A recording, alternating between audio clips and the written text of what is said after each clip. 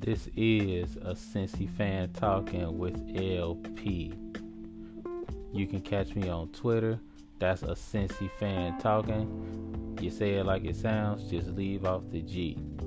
If you have ideas for the show, you can reach me at Cincy_fan talk at yahoo.com.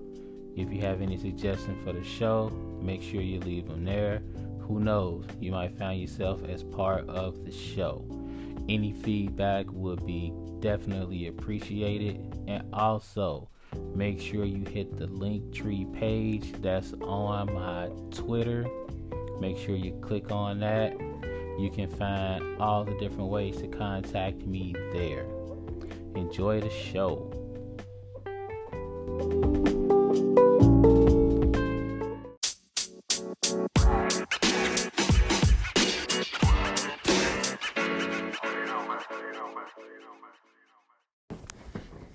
Hey, this is LP and welcome to Cincy Fan Talk. It's been a long time.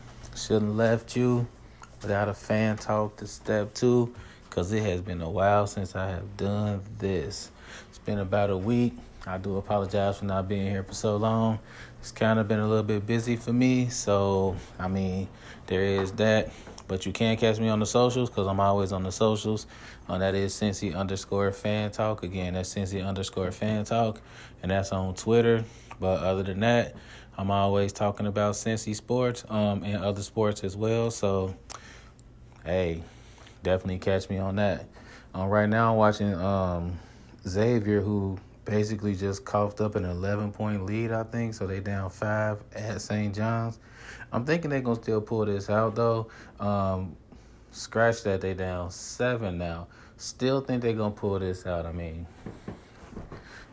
Crazy run St. John's just went on. I do think Xavier going to pull this out.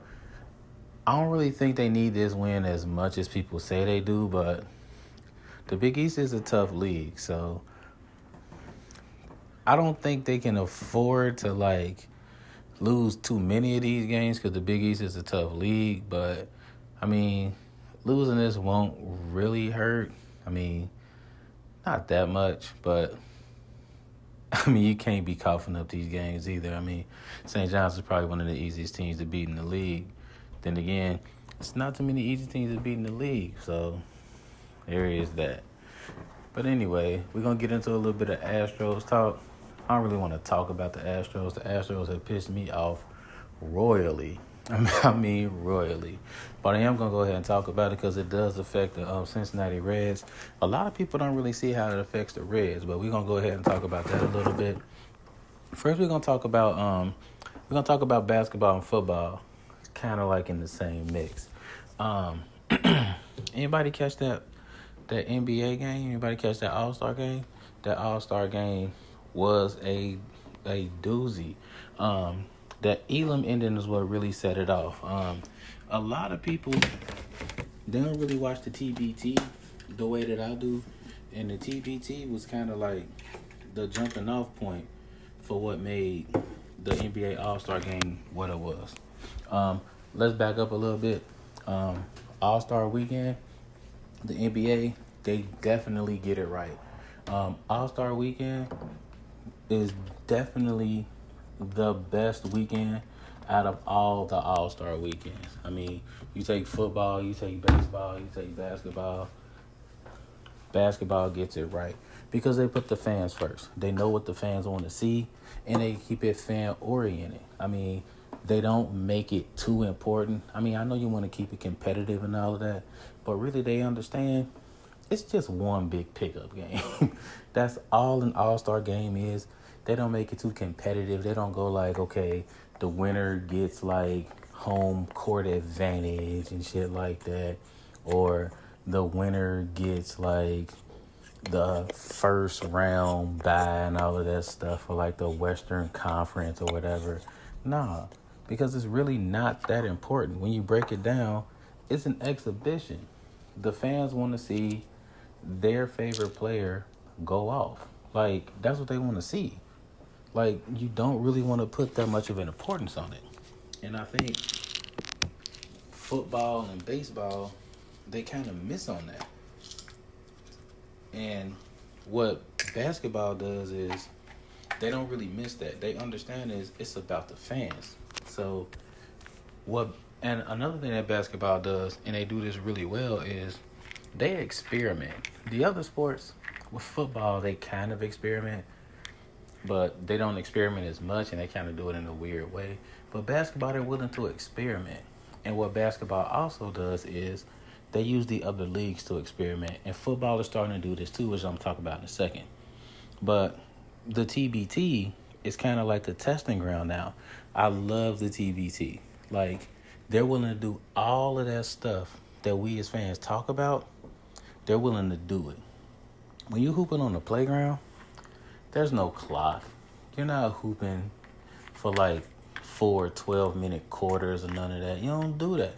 You hoop into a score. Like, you hoop into 16. You hoop into 12. You hoop into 21. You get to that score, you might hoop to,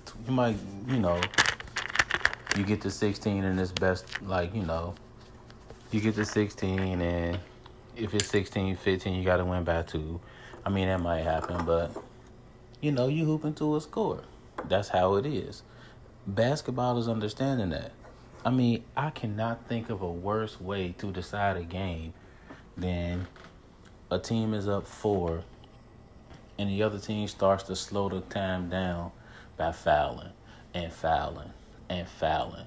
I mean, it makes sense because the other team wants to win the game, so you got to foul. I mean, I get that. But as a fan, that's not what I want to see. I want to see the other team try to score to win the game. And what the NBA did is they used that Elam ending. And it was really, really smart. And what I heard was they were going to make it go to 35. So, like, if the score was 125 to 112, they were going to put 35 points up to the 125 and make it go to 160. That would have been horrible. Can you imagine with that defense, the way that they were playing it? Oh, God. Going up to 160, we still be watching that damn game. 24 was a perfect mark. And it was for Kobe, which made it even better. 24 points. You got to get 24. That defense was outstanding. I mean, it was perfect. And I was on Twitter at first, and I was like, you know what? It might be a little too competitive because, I mean, you got Kyle Lowry out there taking charges. I'm like, I don't know about this. This might be a little bit too much. But you know what? The more I started watching it, the more I'm like, this is good. The competitiveness was off the charts. And what I'm noticing more and more is with the XFL and with the TBT, these leagues, they're using these leagues as testing grounds to see if we as fans are receptive to rule changes. It's a very, very smart thing. The NFL and sorry about that. The NFL and the NBA, and to a lesser extent, MLB, they haven't really done it as much. But those two leagues, they're being really smart and using these smaller leagues as testing grounds to see if we want to see these rule changes. They need to keep doing this. What I really want to see is the NCAA use the NIT as a testing ground more and more often. I've seen them do this, but I need to see them do it a little bit more. Kind of use that shot clock, kind of like use those, move that 3-point line back a little bit more. What I really want to see, I want to see them use that Elam engine in the NIT. That would be great. I would set the score probably at 12. That would be perfect. Set the score at 12 and just kind of see what happens from there. I think that would be a really good idea. So, if they keep using these leagues as kind of like testing grounds, they'll see what we like, they'll see what we don't like, and they're not wrecking the flow of the major leagues, which is really, really smart. We're going to go ahead and take a short break. Oh, hit this. So Xavier's down 3, and they just made that shot. So Xavier's down 1. I told you guys they'll probably be back. So Xavier's down 1 at St. John's, and we're gonna be right back, and we're gonna see if they can pull this thing out. We'll be right back here at Cincy Fan Talk. Check you guys in a second.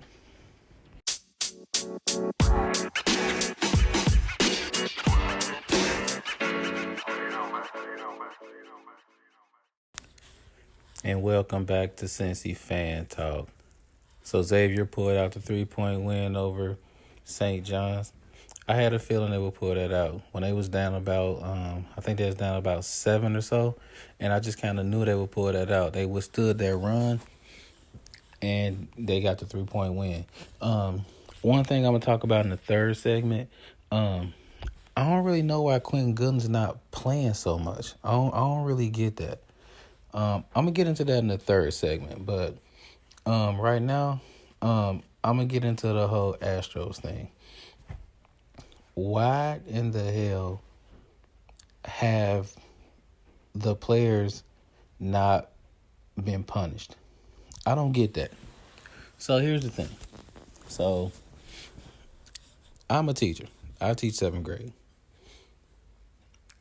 If I give a test, so if I give a math test and 5 kids cheat and they all get A's, and I know they cheated, and the entire class knows that they cheated, and I don't give a punishment for them cheating. I just let the A stand, and I say, don't do it again. And that's it. What do you think is going to happen in my classroom next time?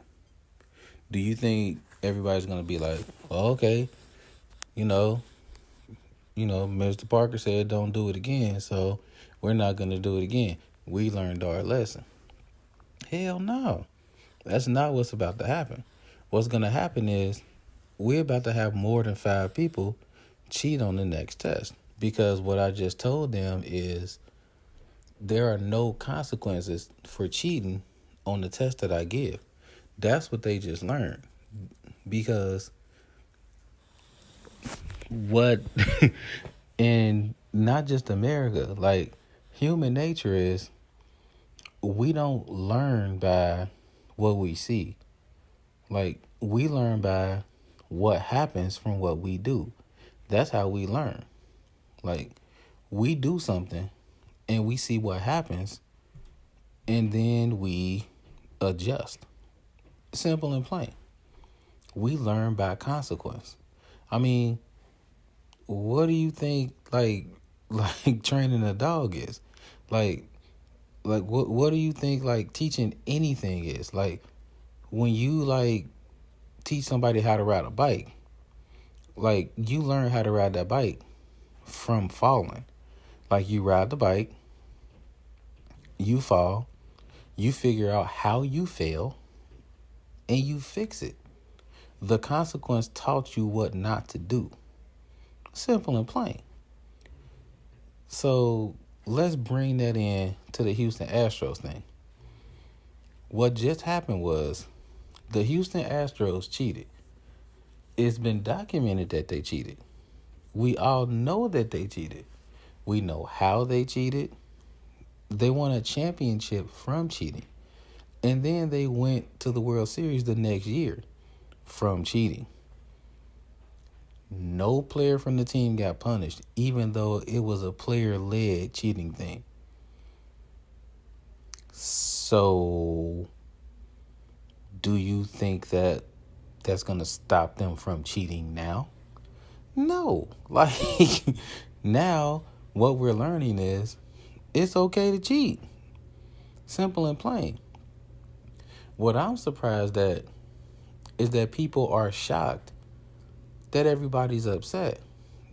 If I'm a player and I lost to the Astros, I'm pissed. Simple and plain. I am extremely upset that I lost to the Astros and they cheated. I mean, I don't care if I'm playing Monopoly. If I lost in the game at Monopoly and somebody cheated, I'm extremely pissed. I don't want to be cheated in anything that I do. So, I mean, it's not fair.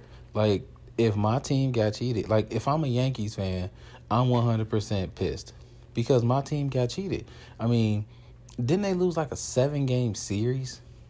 If my team lost a 7-game series to the Astros, I'm 100% pissed. And you have some players that are saying that their team shouldn't, that the Astros shouldn't have their title stripped. Their title should 100% be stripped. Like, the Astros should have their World Series title stripped. I mean, it should be. It's not fair. If a team cheats, their title should be stripped. I mean, think about it like this. If you have a team, like you have a nation that's in the Olympics, and they get cited for doping. So let's say that nation gets cited for doping, and they win 5 or 6 gold medals. They lose those gold medals. It's not like the president of that nation or the president of like that Olympic committee like loses his like committee chair, but all of the people that like got to be in the Olympics, they still get to keep their like their gold and silver medals. No, they all lose their medals, and whoever was the silver medalist, they get bumped up to gold. And all the silver medalists, all the bronze medalists, they get bumped up to silver. And anybody that didn't get a medal, they get bumped up to bronze. I mean, that's the way it goes. And that's exactly how it should go here. Like, it's not fair. And Manfred 100% dropped the ball. Like, he really did. I mean, there's really no discussion here. I mean, this is why people don't watch baseball. Like, it's an antiquated sport. Like, it really is. Like, I mean, like, it's in in so many communities, it's light years behind basketball. It's light years behind football because it's these bullshit rules that like people just seem to follow. Like, I just don't understand in what world. I I mean it just baffles me, like, that the Astros players and then like the the finishing Mortal Kombat move, like, they come out and have these BS press conferences where they say, okay, let's move on, like, we did it, we're sorry, let's move on. No, we're not going to move on because justice hasn't been served. You move on when you got punished for what happened, and you want to move on because you're in the middle of serving something that happened to you. That's when you move on. You move on when you get stripped for your World Series title and you're serving like a sentence, like when you're banned from postseason. Like, to me, like me personally, they should be banned from postseason for the next 3 years. I mean, even if they got to keep the World Series trophy, let's say they get to keep the World Series trophy, they should be banned from the postseason for the next 3 years. That would be fair to me personally. They keep the World Series trophy because I see what they're saying. Like, there's no telling what could have happened. Maybe like, they definitely cheated, but there's no real way to tell if the advantages they got would have gotten them like the trophy. Okay, maybe they can pull that BS and get away with that. Okay. But there's no way they should be playing in the postseason for the next 2 or 3 years. That's what I would say. They shouldn't be in the postseason for the next 3 years. I would definitely be happy with that. Me personally, I would take the trophy as well. I mean, anybody that was in the postseason for those 2 years, they definitely have a beef. They should be upset. And anybody in the postseason for the next 3 years with the Astros, you would have to be looking like, I don't want to play with a cheater. Like, definitely not. I mean, me personally, it would only be fair. I mean, MLB, if you really want to do the right thing, if you want to move your sport forward into the next millennium, if you want to stop, if you don't want to if you want to look like a forward thinking institution, what you would do is you would actually punish people that are cheating. You will stop letting people slide with cheating. You've already let people that use steroids slide. You've already done that. Now you're letting people that blatantly cheated in front of you, you're letting them slide too. At some point, Manfred, at some point, MLB, you got to say enough's enough. You got to put your foot down. You don't want to be that teacher that has a class full of kids that are looking at you going this is the class that I could cheat in. Trust me, you don't want to be that teacher. More Cincy fan talk. We'll be right back.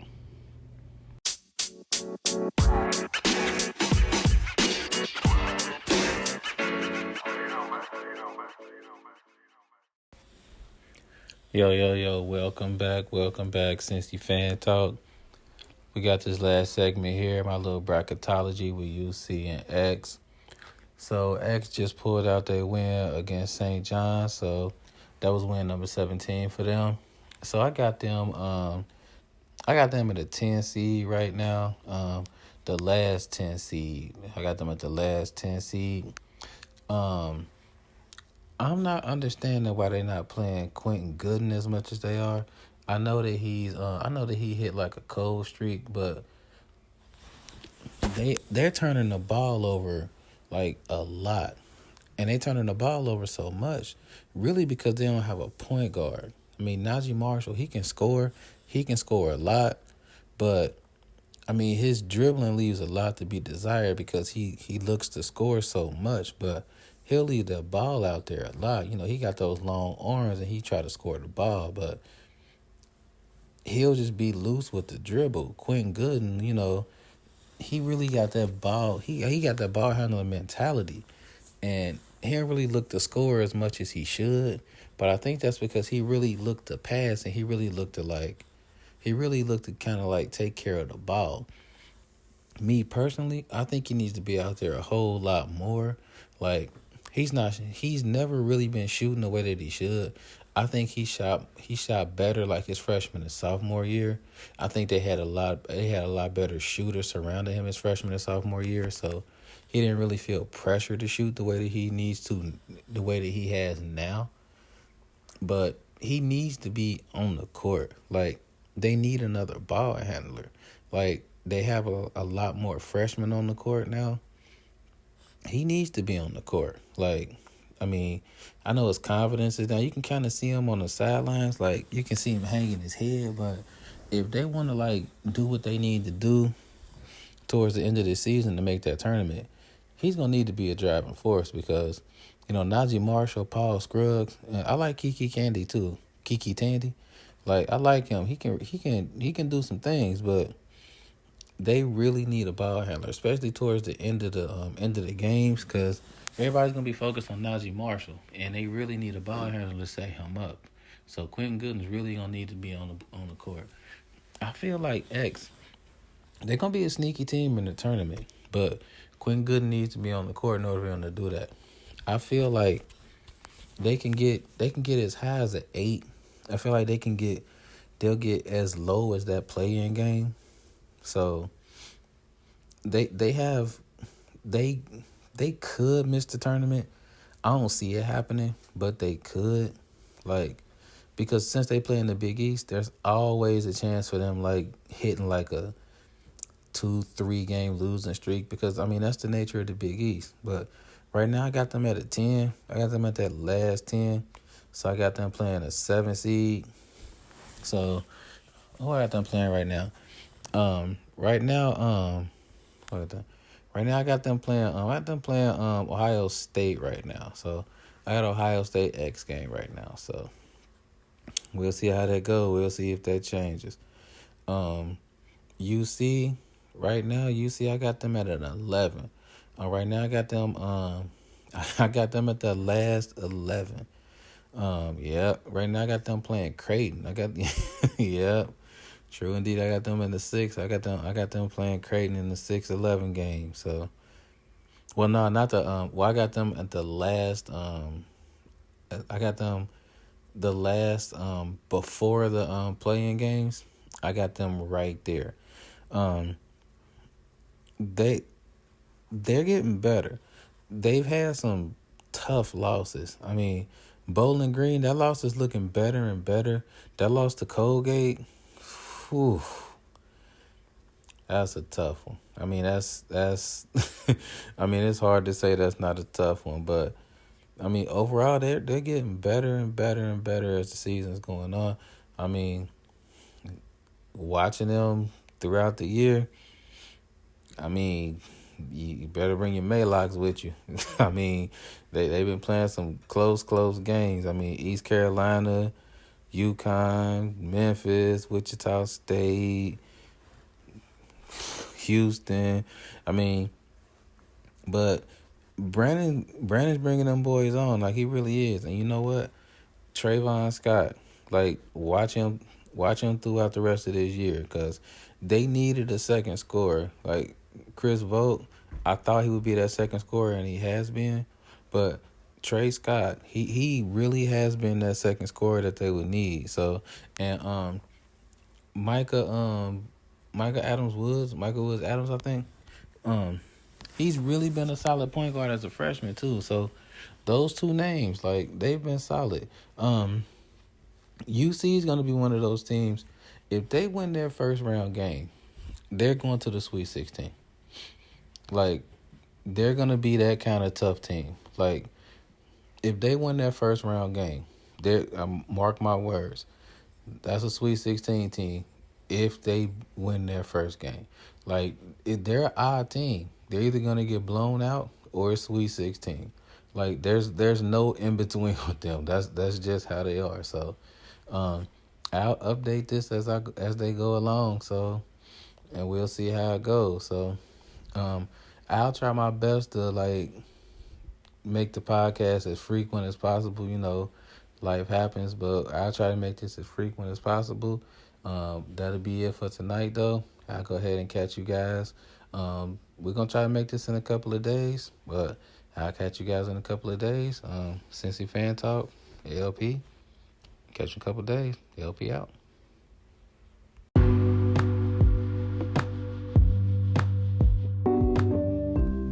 If you're not ready for the conversation to end, I'm not either. Make sure to catch me on Twitter. That's the Cincy Fan Talking. Leave off the G at the end of it, and we can keep the conversation going. Also, don't be afraid to hit that subscribe button so you can catch the next episodes. The episodes will drop every Tuesday. If there's a change in that, I'll make sure to let you know. Appreciate the support. As always, life is good.